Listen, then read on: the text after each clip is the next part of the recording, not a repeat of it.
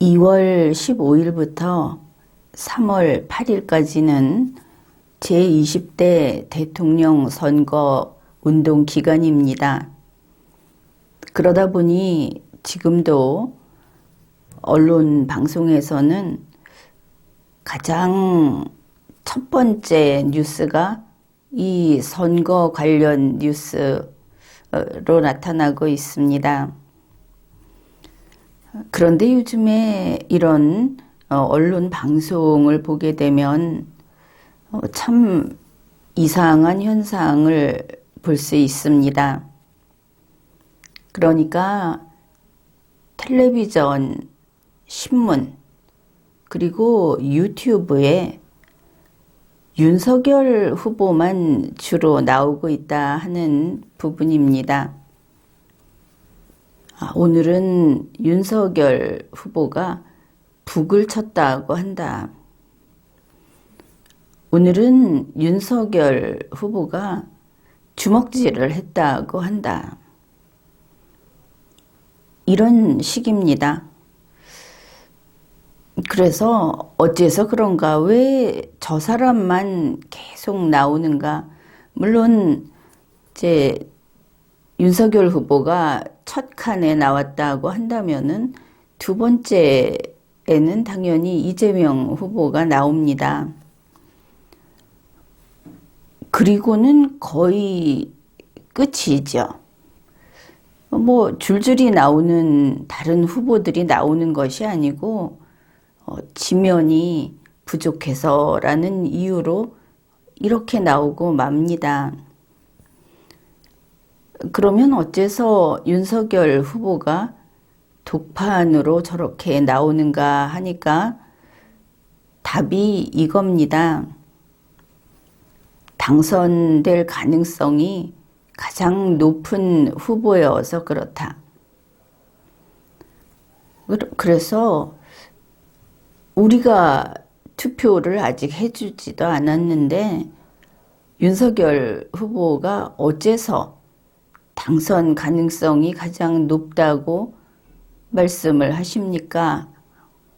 이러면 답이 여론조사 지지율이 1등입니다. 이재명 후보에게 이겼습니다. 이번에는 이재명 후보보다 3%포인트 앞섰습니다. 이런 식으로 답을 하는 겁니다.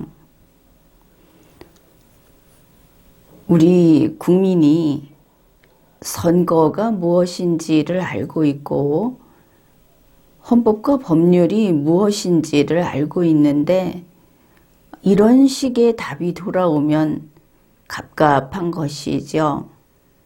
그런데 그 언론 방송은 그런 사람들이 휘어잡고 있습니다. 벌써 몇 달째 지난 여름 이후로 여론조사 하는 이야기, 국민들은 신물이 날 정도로 여론조사가 모든 판단의 기준 이런 것이 됐다. 우리에게 그걸 믿어라. 이렇게 강요를 당해왔습니다. 우리로서는 어리둥절하죠. 3월 9일에 아니 내가 속마음으로도 3월 9일에 어느 후보에게 투표를 할지 아직 정하지도 않았는데 선거 공보도 아직 도착하지 않았는데 우리 속마음을 미리 어떻게 일일이 조사를 해서 윤석열 후보가 당선 가능성이 가장 높은 후보다. 그 다음은 이재명 후보다. 이런 이야기를 하는 것일까? 결국 윤석열 후보는 이재명 후보에게만 앞서면 당선될 거라고 믿고 있는가? 이번에 출마한 사람들이 14명입니다. 만일 이재명 후보가 13번째를 하고 윤석열 후보가 12번째를 하면, 득표를 그렇게 하면 윤석열 후보가 당선됩니까? 여러분은 그들의 주장이 일견타당하다 이렇게, 혹은 맞겠지 이렇게 생각을 했을지 모르지만, 이것은 비과학적이고 비논리적인, 사실은 이거야말로 대중을 호도하는 그런 가짜 정보입니다. 이러면 정보 선거가 돼버리죠. 여론조사 선거가 돼버립니다. 크게 잘못되고 있다. 우리가 선거에 좀 더 관심을 기울여야 하는 겁니다. 이 사람들이 이렇게 자기들 멋대로 하지 못하도록. 지금 보면 국민의힘은 이준석 대표를 비롯해서 국민의힘에 어떤 직함을 가진 사람들, 다들 나름대로 이미 여당 행세를 하고 있습니다.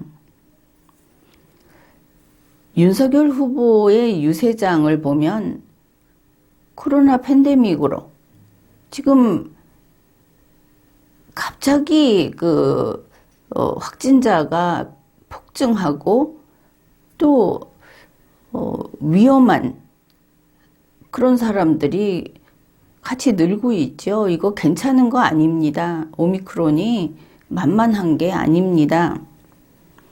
다만 예전하고 다르다고 볼 수 있는데, 그거는 통계 수치에 불과한 거죠.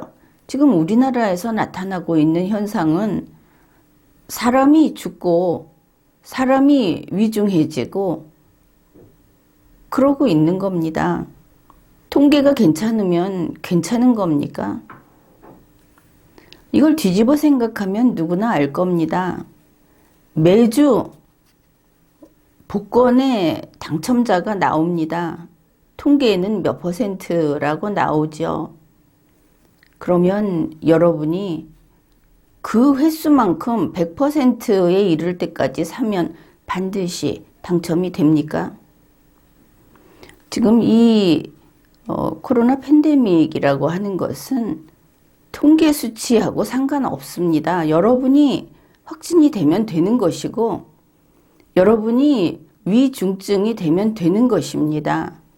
각자 최선을 다해야 하는 것이죠. 정부가 방역에 실패했다 하는 것은 사실이고, 지금 이 순간에도 방역에 최선을 다해야 한다는 것 역시 사실인 겁니다. 그런데 이런 상황에 윤석열 후보의 유세장은 마치 이 세상에 코로나 팬데믹이 없던 때처럼 그렇게 흥청망청합니다. 그것도 이제 선거운동을 하면서 저는 이런 사람입니다. 저는 이렇게 하겠습니다. 저를 뽑아주십시오 해야 하는 그 선거운동 현장이 이미 당선된 축하마당처럼 열기가 올라 있습니다. 사람들은 윤석열에게 줄 서고 있는 것이죠. 이런 현상은 선거가 끝나고 당선자가 결정된 이후에 우리가 볼 수 있었던 그런 것하고 흡사합니다. 그럴 때 보통 홍위병들이 등장하죠. 그들의 위세가 대단합니다. 지금 보면 아직 투표도 하지 않았는데 이미 윤석열은 아마 점괘가 당선된다고 했던 모양이죠. 자발적 친윤석열, 자발적 친윤들이 도처에서 출몰하고 있습니다. 이들이 우리 건실하게 살아가는 대다수 국민들의 세상에 나타나서 주먹을 휘두르고 있는 겁니다. 얼마나 오만한지, 얼마나 강압적인지. 그들은 SNS 페이지도 돌아다니면서 글을 떡하니 써놓습니다. 나는 친윤이다. 너희들은 모두 물러거라. 앞으로 5년간 땅바닥에 엎드려서 우리를 숭배해라. 그러지 않으면 손보겠다. 지금도 마찬가지로 손보겠다고 으름장을 놓고 다닙니다. 세상 모르는 이런 자들이 윤석열 이름을 팔고 돌아다니고 있고 그런 사람들이 나날이 늘어가는 것을 확인하고 있습니다. 이번에 국민의당에서 차량에 결함이 있어서 운전자가 목숨을 잃는 사고가 있었습니다. 그래서 3일 동안 그 장례에 전념한 선거운동을 완전히 국민의당은 멈췄습니다. 그리고 그 장례 절차에 안철수 후보가 함께 했죠.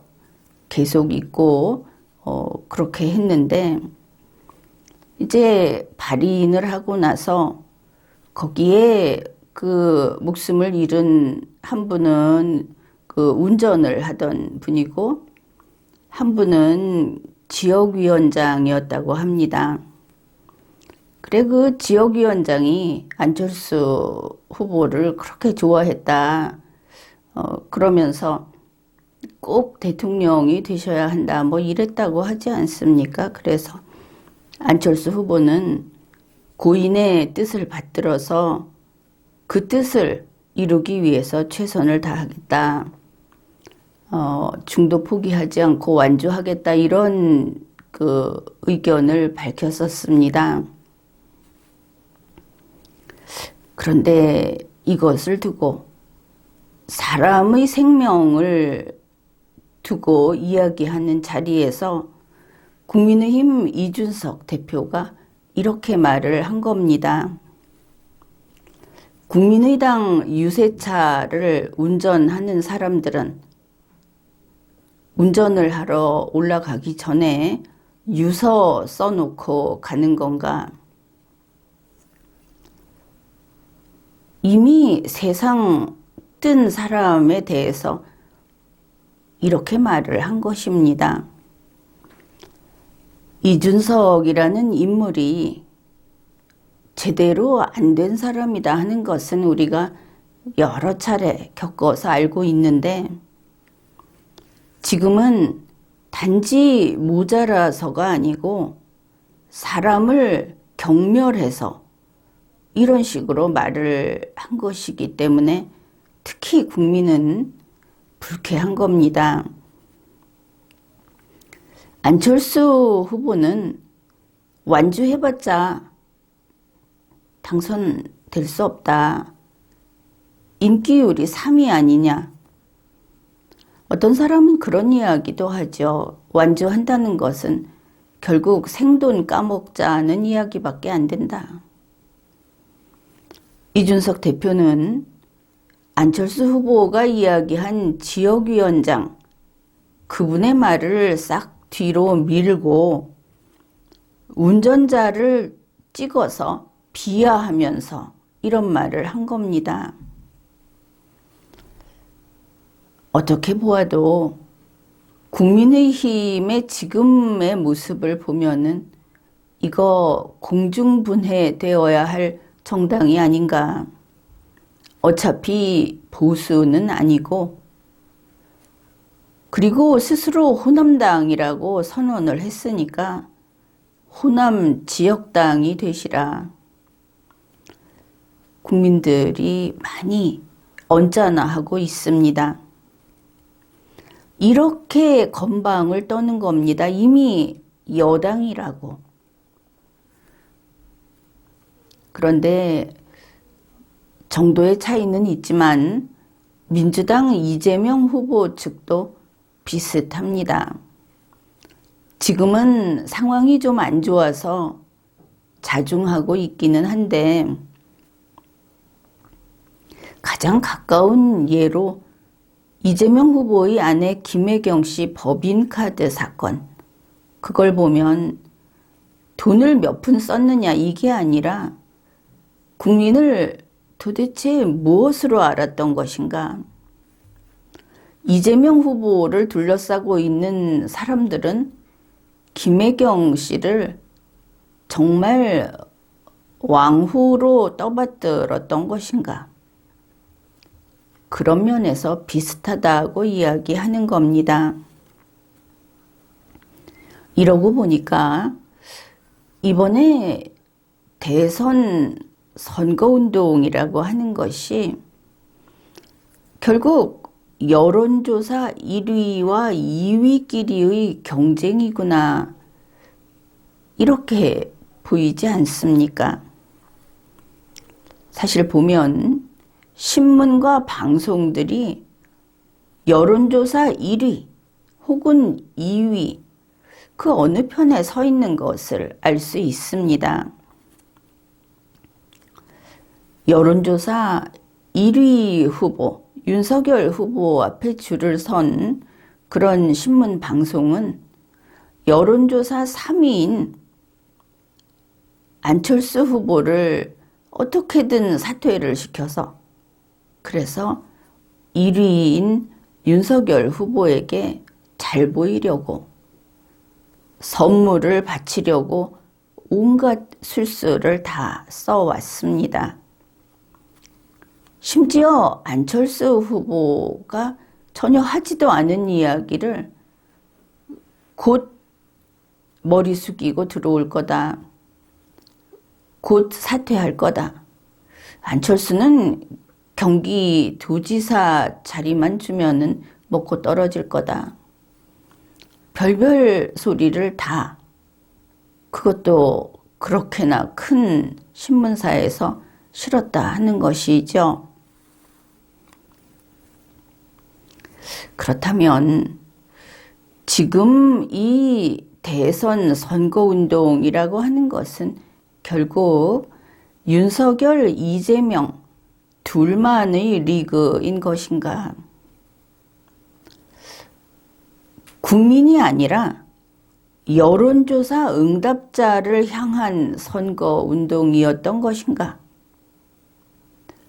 이렇게 의문을 품게 되는 겁니다. 그러면 국민은 무엇인가? 이 대통령 선거에서 유권자는 무엇인가?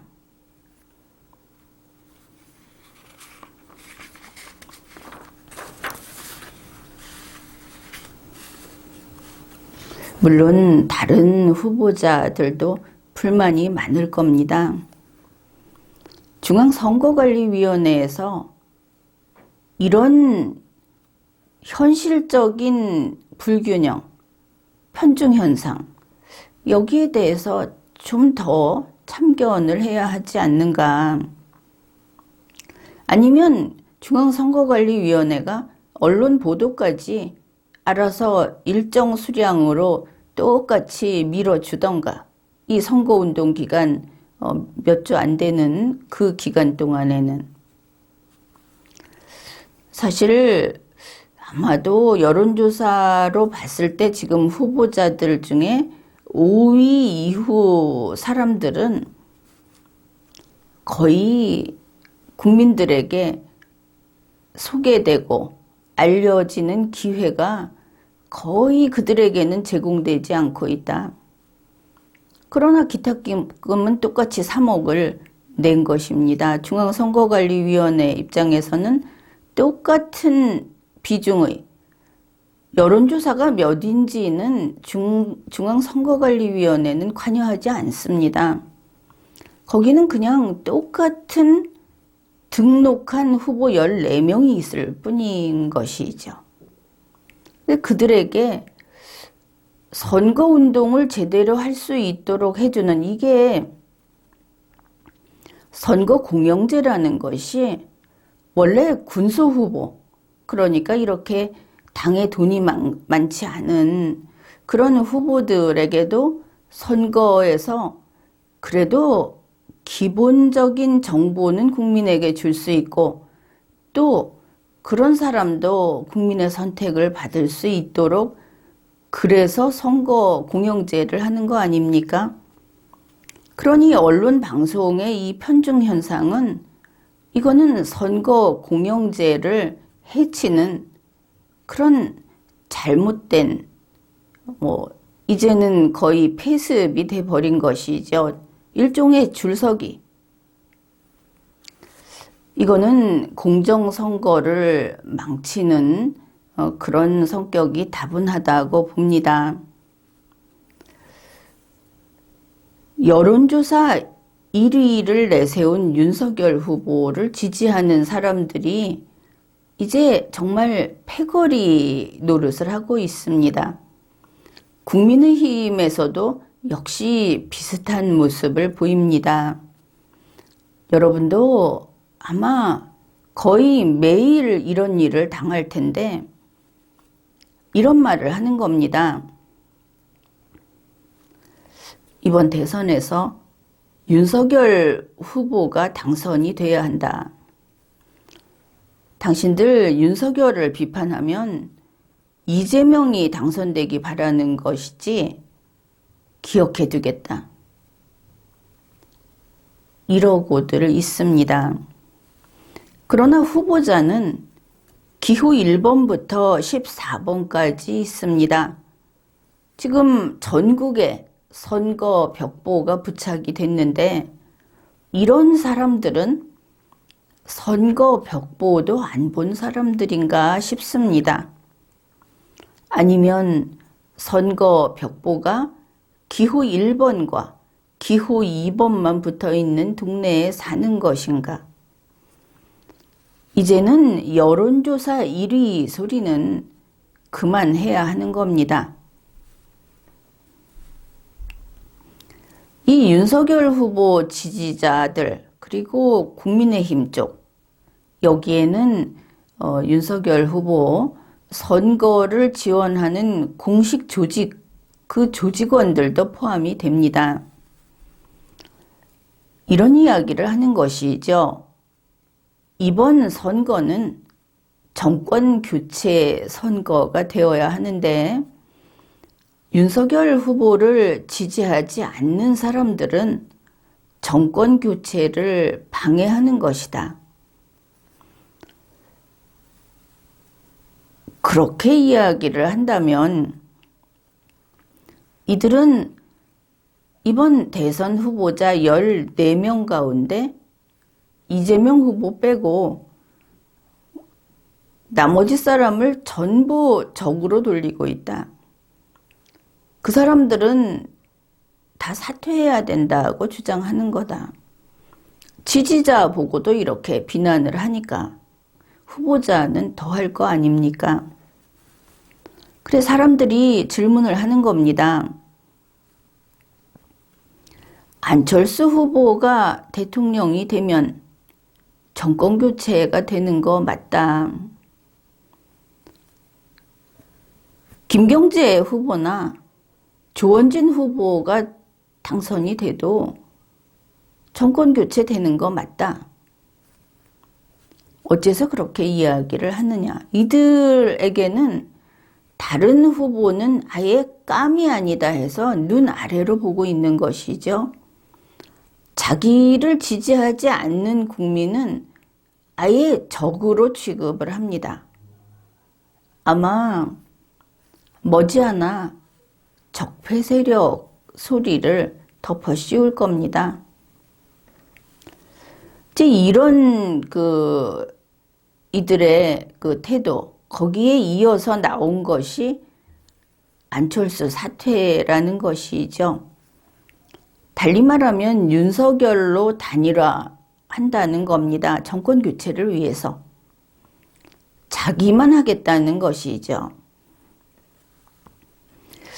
그래서 우리가 곰곰 생각을 해 보았습니다. 왜 이런 단일화를 하겠다고 하는가? 지금까지 윤석열 후보가 여론조사 지지율 1위라고 하면서, 그래서 국민의힘은 이미 여당이 된 듯이 행동을 하는데, 어째서 안철수 후보를 기어이 사퇴시키고 안철수가 죽어야 된다, 이런 소리를 하는 것인가? 그래 보니까 본심은 앞으로 윤석열 후보가 얼마나 득표할지 캄캄한 겁니다.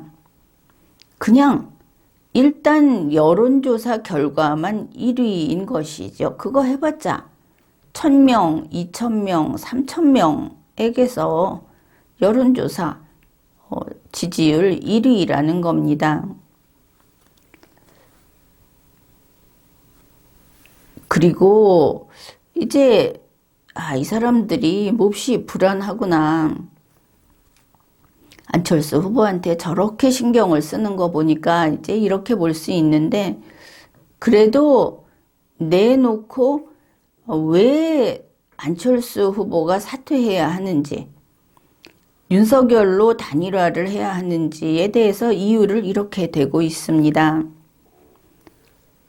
윤석열 후보가 과반수 득표를 하지 않으면, 그러면 결국은 나중에 여러 가지 정책 수행을 하는데 어려울 거다. 이 말은 과거에 좌파들이 결선 투표제를 주장하면서 이 득표가 과반수 득표가 되지 않으면 국민이 따라주지 않을 것이다 라고 했던 것하고 같은 맥락에서 보면 될 겁니다. 그러면 이게 맞는가? 우리 국민은, 유권자는 한 사람마다 표를 한 개씩 가지고 있습니다. 후보자는 한 명이나 두 명만 나와야 하는 것이 아닙니다. 이번에 14명이 나왔습니다. 여러분이 가지고 있는 표는 14명 중에 누군가, 어차피 여러분은 표를 한 개 가지고 있고 후보자 한 명에게만 투표를 할 수 있습니다. 14명이 나왔든 20명이 나왔든 상관이 없는 것이죠. 한 명에게 투표를 하면 됩니다. 그런데 지금 윤석열 후보 쪽에서는 후보자를 줄여라, 국민이 표를 한 개를 들고 누구에게 찍을까를 생각하는데, 그거를 우리 지금 기호 1번, 2번 2명만 남겨놓고 나머지 없으면 좋겠다, 이런 이야기를 하는 겁니다. 국민이 둘 중에 하나에게만 표를 주도록. 쓸데없는 생각을 하는 것이죠. 그런데 그 말이 옳다고 하면서 국민들이 쫓아다니면서 양당제처럼 하는 게 좋다. 될 수 있으면 이 야당 전체, 그 야권에는 윤석열 후보 한 명만 나가는 것이 좋다, 이런 소리를 하고 있는 겁니다. 그래서 그 문제는 놔두고 그러면 봅시다. 만일 안철수 후보가 사퇴를 하고, 이제 사퇴 안 한다고 분명히 밝혔고, 후보자에게 사퇴하라고 요구하는 것은 실정법 위반이 될 수도 있습니다. 그런데 윤석열 후보 측에서 안철수 후보의 그 지지자들의 표를 자기네가 가져가서 할 수 있으면 51% 이상을 받고 싶다, 이런 거 아닙니까? 정책 수행을 힘있게 하기 위해서. 이 정책 수행을 힘있게 한다는 의미를 생각해 보았습니까? 먼저 그 사례를 이미 우리가 체험한 사례를 이야기하겠습니다. 여러분, 국회의원 선거할 때 바로 직전의 국회의원 선거에서 한 정당에게 몰표를 주었습니다. 국민 여러분이 그렇게 했습니다. 그랬더니 지금 결과가 어떻습니까? 문재인 민주당 180석으로 터무니없는 법률들이 척척 통과됐습니다. 논의를 해서 의견이 나뉘고 있는 법 개정안, 그냥 개정안 통과됐습니다. 지금 국민들이 아마 시기가 좀 지나면은 여기에 대해서 청문회도 하고 사실을 좀 확인해야 할 텐데,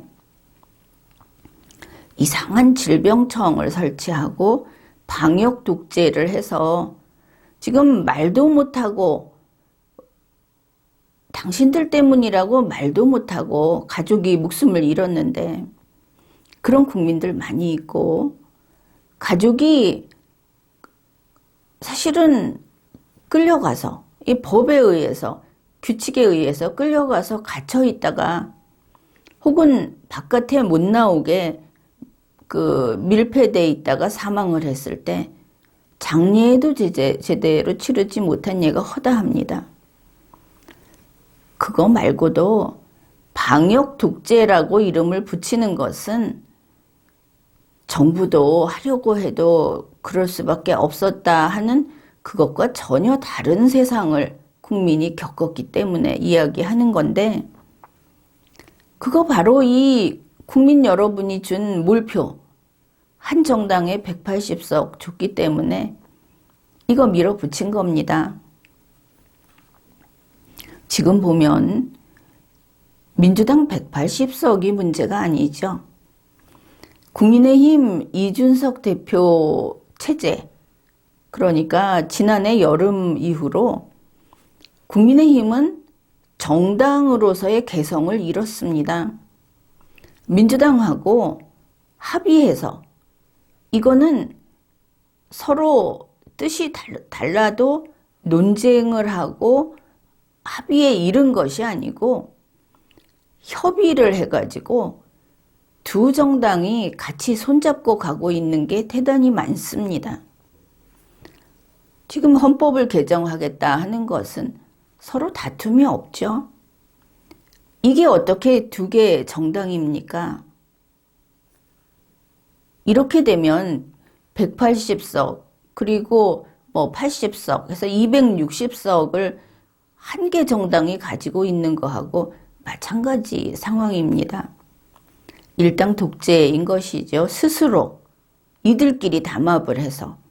그러니 헌법 개정은 이제 시간만 허용이 되면 해치울 겁니다.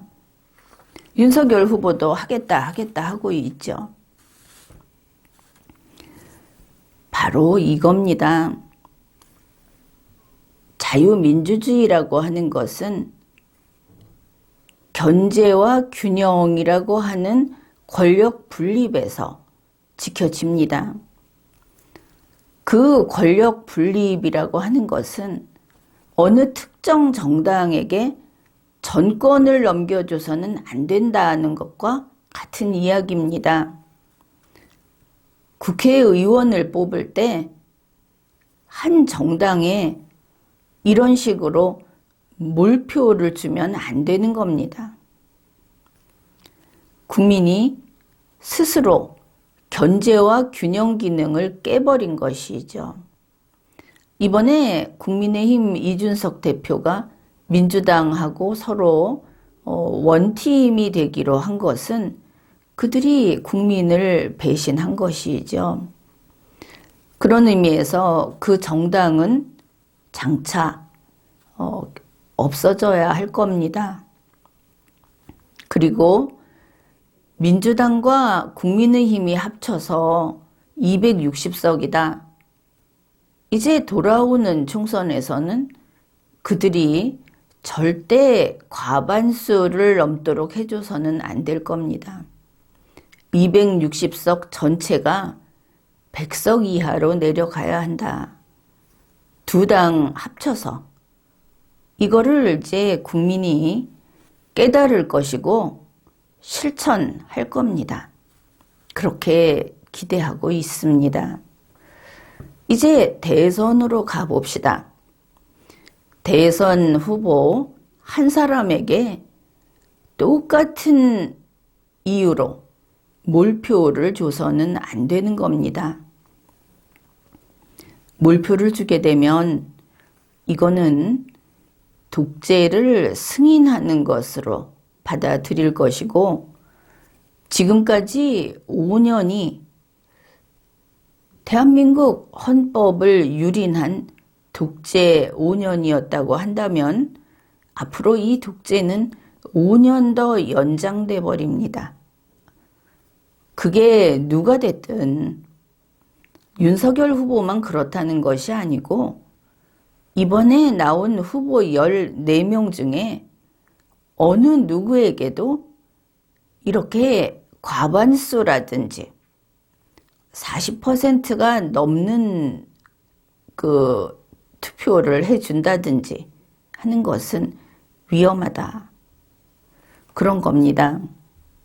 왜냐하면 지금은 코로나 팬데믹 상황이고 국가 독재가 더 쉬워진 때입니다. 이런 때일수록 선출직 공직자들, 이런 국회의원이나 대통령이나 이런 사람들은 아주 미미한 비율로 투표를 하고 항상 국민을 두려워하게 그렇게 만들어야 하는 겁니다. 그들에게 독재를 허용하는 그런 과반수 득표 이런 게 일어나게 되면 반드시 독재는 출현하고 맙니다. 과거 5년이 좀 어둠 속의 독재였다면 이제는 태양 아래 독재가 드러나게 된다는 뜻입니다. 이렇게 어느 후보 한 명에게 몰표를 주게 되면 국민은 계속 갑이 아닌 을의 위치에 놓이게 되고 그때부터는 국가의 주인이 아니라 피지배자, 지배받는 자로 되는 겁니다. 국민이 대통령이나 국회의원을 선출합니다. 어떻게 합니까? 투표로 합니다. 또 주민들이 지방자치단체 의원이라든지 지자체장을 선출을 합니다. 역시 투표로 합니다. 그런데 왜 이게 주민투표가 됐든 국민투표가 됐든 선거권자가 투표를 하는 사람들이 선택당하는 후보자들, 피선거권자 앞에서 설설 기는 겁니까? 이제 보면 상당히 이상하죠. 여러분이 가지고 있는 그 선거권은 막강한 겁니다. 내가 가진 한 표로 대통령을 당선되게 하고 당선 못되게 할 수 있겠느냐. 이건 다수만 하는데 이 생각부터 버리십시오. 여러분이 가진 한 표가 없으면 다수표도 없는 겁니다. 여러분이 남들은 어떻게 하나 눈치 보는 순간 여러분의 한 표는 반쪽짜리가 되는 겁니다.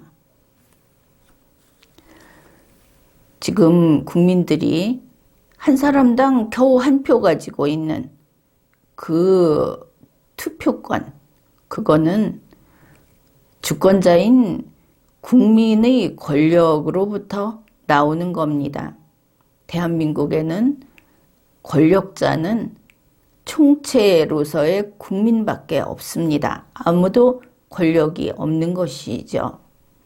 여러분은 그 권력자라는 집단을, 이 집단의 권력이 하나밖에 없는데 그것을 구성하는 사람들입니다.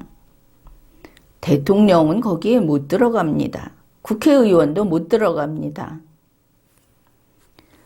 그래서 여러분의 그 선거권, 그게 주권자의 권력으로부터 파생돼서 나오는 거기 때문에 여러분의 선거권을 나는 권리라고 부르지 않고 권한이라고 부르고 있습니다.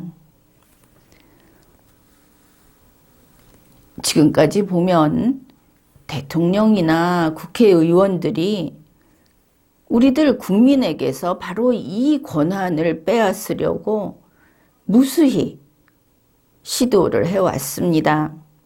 그게 바로 의원 내각제입니다.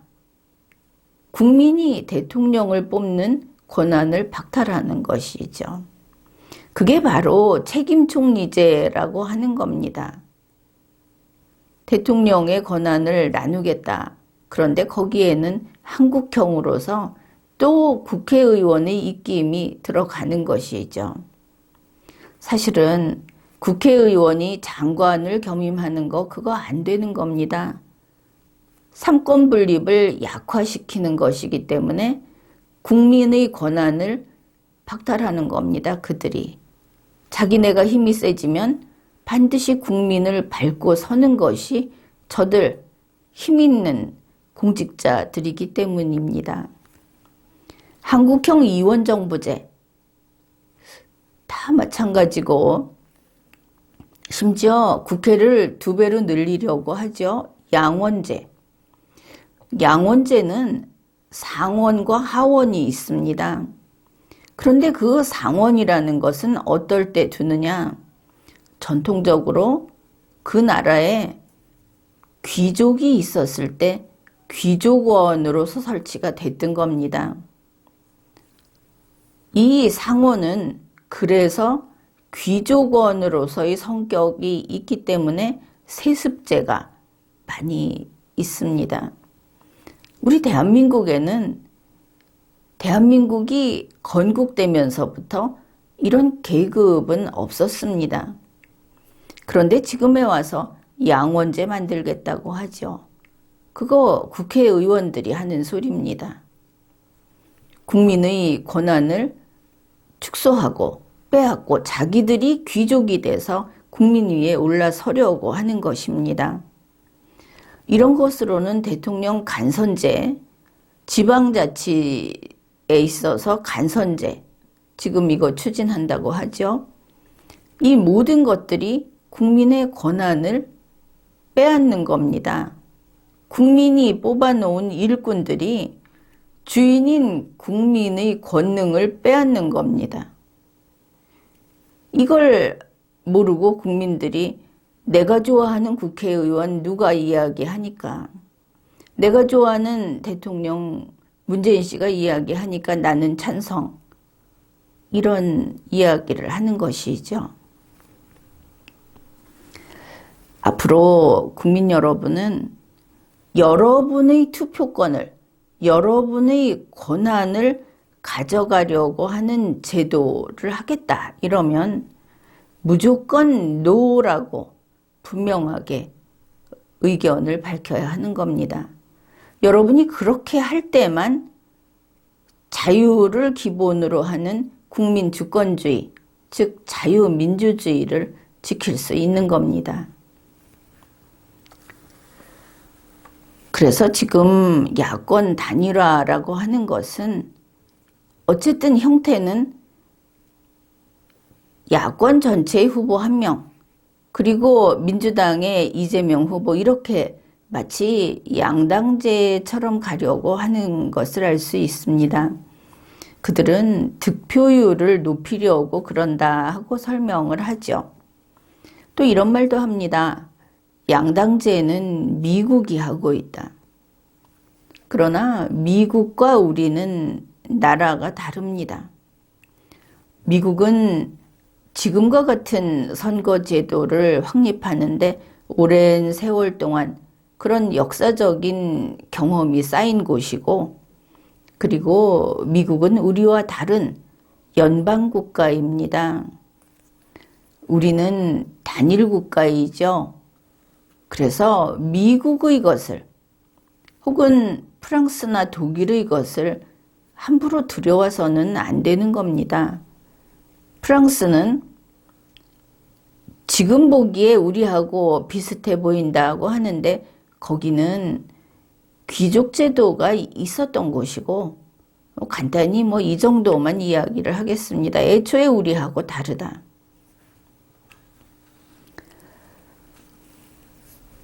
만일 이재명 후보가 과반수 51% 정도 그런 지지를 받아서 그렇게 득표를 해서 당선이 되면 이번에 밝혔지 않습니까? 긴급 재정경제명령을 발표하겠다고 했습니다.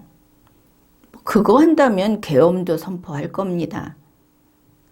여러분이 알고 있다시피 이런 비상조치들, 비상수단들은 정상적인 헌법과 법률의 질서를 깨고 들어오는 겁니다.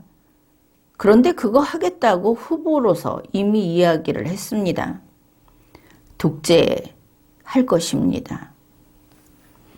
윤석열 후보가 51%로 당선이 된다면 물론 독재할 겁니다. 왜냐하면은 윤석열 후보 이럴 겁니다. 국민 절반이 넘는 사람들이 나를 뽑아줬다. 내 뜻대로 하라고 뽑아줬다. 이럴 것입니다. 지금도 그렇지 않습니까? 여론조사 지지율 높아서 국민의힘에 들어가서 이제는 대선 후보까지 되니까 국민이 자기를 대선 후보로 키웠다고 당치도 않은 소리를 하는 인물입니다. 여론조사 전화가 오면 전화를 받았던 그 사람들이 윤석열을 키워줬으면 키워줬지 무슨 국민이 키워줬습니까? 국민은 아직 그가 어떤 사람인지도 모르고 국민은 자기 자신도 누구를 찍을지도 모르는 상황입니다.